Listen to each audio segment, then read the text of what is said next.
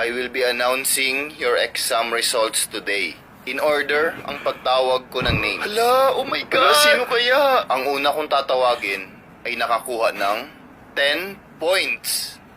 Tyron. Yes! Yes! Lahat ng pagod at hirap tiniis ko. Yung akala mo wala ng pag-asa, pero grabe yung tiwala mo sa sarili mo. Talagang makukuha mo yung gusto mo.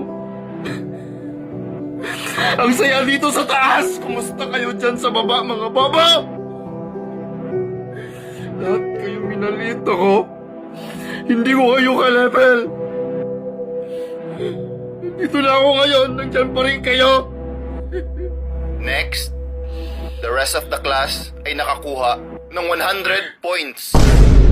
Woo! Yay! Lowest to highest yung order ng announcement. So, yung unang natawag, alam niya na. Shoutout sa naka 10 points! Ikaw lang yung naiba, main character yarn.